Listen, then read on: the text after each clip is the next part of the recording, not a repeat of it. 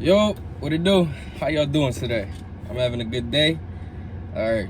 It was a good day, and then it went bad. And now it's good, you know? I had a coffee, not this one, but it spilled all over my fucking car. So, that was just lovely. Anyways, NPCs. There's been a rise of people who like to think that like anybody who you don't know is an NPC. And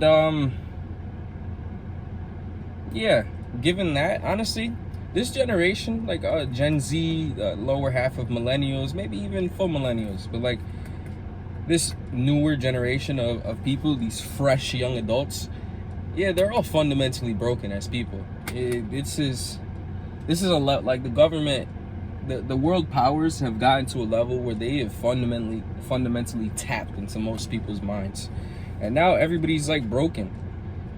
We have all these people who like go along, who go around and are like, oh, let me see if this NPC is gonna react like this, or oh, let me see this, or oh, look at all the NPCs. The funny thing about the people who tend to do that, like I've heard people talk about it in real life. Like I've heard friends and acquaintances mention that, or mention being a main character, and I've also seen videos of people doing some dumb shit online for attention. And yeah, I'm gonna be honest, the type of person who like points out all the NPCs is actually the most NPC like. Like if I don't believe in NPCs, I mean, there may be a group of people that like generally don't exist / like have a soul, like just people who like bumble around, and just spit the propaganda that they've internalized. Anyways, the people who like go around calling other people NPCs are actually the most NPC like. And what I mean by that is they're very shallow. Like there's nothing to the person besides like their quest for fame, their hunger for fame and money. Like I've talked to people and I've had friends who genuinely thought they were like some sort of main character, or like they were just like some hot shit, right? And no values. You talk anything philosophical with them, or anything just higher consciousness. And it doesn't even have to, like, philosophy itself is not higher consciousness. Everybody has personal life philosophies and everything. But when you start to talk about their personal life philosophies, they give the clear, concise answer if they even have one. But if you question it, or if you and you try to interpret it, you try to pick it apart and everything, you just try to analyze it so you can understand, it doesn't go anywhere, because their beliefs are so set in stone. And they're set in stone because they haven't really thought about it. So they haven't thought about their own life philosophy that they've just adopted into themselves and molded their character around. So like the people who like tend to point out NPCs and stuff, they are the most NPC like, because there's no depth to character.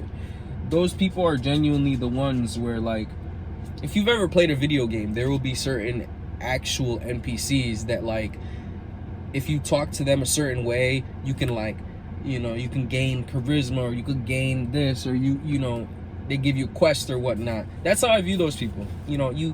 If you can deal with a Gen Z fucking retard, then immediately your resilience is gone up. Because you have to be fucking resilient to like not get mad at these people and just fucking strangle them with every strength in your being, Like, man, let me take a sip.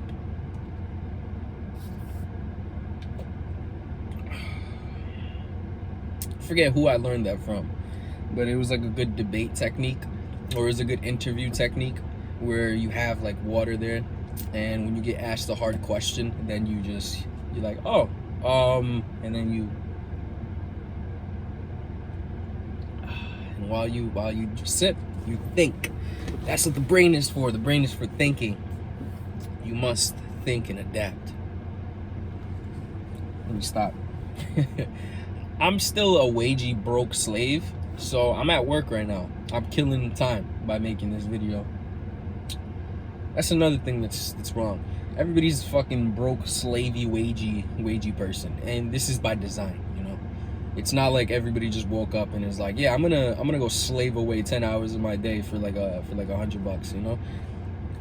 You don't wake up and want to do that, but society has in a sense put up systems in which that is an easy path to it's an easy structure to living, because if you live within that structure, then if you live within the structure, then and you don't deviate from it, it gives you a clear plan. It gives you the work till retirement age, and then retire with your pension, blah blah blah blah blah, live for like 5 years and then die.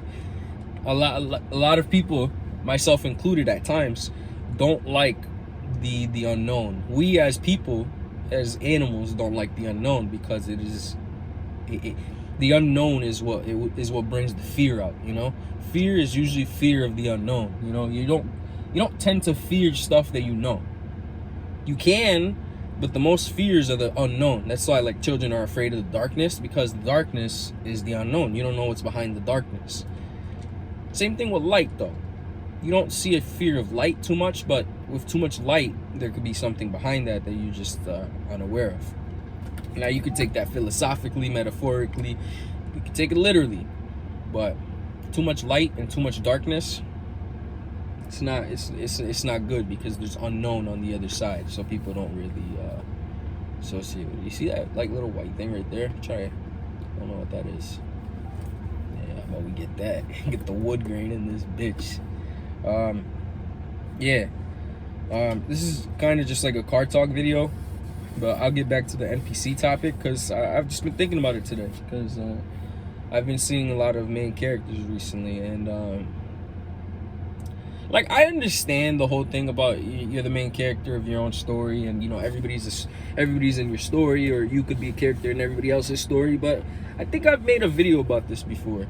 But anyways, we're all in this big RPG. It's not that oh, this person is a main character, this is a main character. Everybody's technically a main character, because the main character is the point of experience, you know. Like, when we watch a movie and we see the main character, we are typically experiencing the movie through their experience, you know. It might be first person, you know, it might be third person, you know. We're experiencing their life, right? So if you have a life, technically you are a main character, you know. You get what I'm saying? You're the main character. You are the experiencer of your own story. Now, whether that story is good, whole different story, you know. That story could be shit. It could be just fucking wagey slave for 40 years and then retire and then die a day later because of an unfortunate accident, you know. That could be your life. But what I'm trying to say is, all this talk about main character this, main character that, it is because of this generation is fundamentally broken. Like I said earlier, this generation has grown up on fucking Disney movies, has grown up on Pixar movies, has grown up playing video games. And I'm not saying any of these things are inherently bad, but when you blast a child from their birth all the way to now, you just blast them constantly with these stories and everything. It's hard for them not to identify with the story and think that they are in somewhat of a story themselves. And, you know, there's the conventional advice, oh yeah, it is your own story, you know, you just gotta make the best of it. But what I'm trying to say is, we shouldn't even be looking at it like that, because it's a flawed way of looking at it. It's because as soon as something comes out of your story, or as soon as something doesn't align with what you thought your story was, then you might have a shattered reality. And that's one of those moments where a person breaks down. Have you ever said something, or like, have you ever seen someone come to a revelation and you could see it in their face? Like, you see the entire character break down in a quick second, and then you see the facade or the mask come back on. But for that tiny sliver of a second, you saw the break, you saw it. That's what needs to happen, but on a larger extent to all these people, because breaking away from this main character syndrome, this main character bullshit, you start to actually want to improve society. You start to actually want to see better for society. Because the thing about main characters is, main character itself is not inherently wrong, but because we are humans and this is a human creation, we are going to take it in the wrong way. So yeah, there will be some positive main characters who will be like positive main characters, you know, I just had to air quote that. There'll be some positive main characters that will like do good for society, that they can help people, they can donate, they can do a lot of things, you know, they can genuinely help their community. Like that fucking, you know, that guy on social media, he's like always making the big amounts of food and he's just always smiling. He's like, you know, like that guy. He's his own main character of his story, you know. He has a big social media following and he's always fucking cheesing and making food, but he makes that food for poor people. And I've seen a video where he made food for dogs too. Like, he's making it for a purpose. That's good, right? But most people aren't gonna do some shit like that. Most people are gonna try to be main characters, and they're gonna go through their life with this main character fucking this, main character that, main character this, and they're not gonna do anything positive with it. And the sum of our lives isn't, I mean, not the sum of our lives. Sometimes I just be talking, you know? Sometimes just niggas just be talking. But the purpose of someone's life isn't to always do something positive. Obviously that's great and it's good for humanity, but the purpose, the general purpose of life isn't always just, oh, do something positive for your community, do something positive, do this, do that, you know? But why I bring that up is because these people, they would benefit from that purpose, because people who are big egotists, right? People who are very egotistical, very narcissistic, not the only way, but if they cannot be taken out of their narcissism, you can essentially trick them. Now this is not good, but I don't give a fuck. You can essentially trick them into doing good deeds for their own narcissism. So you can get someone, you could tell them all the social benefits of donating, all the social benefits of the philanthropy and all this. Tell them that they will get these social benefits, that people will look at them as like a philanthropist. People will look at them as like so high and mighty. People will want to be with them more, give them that social credit that they want.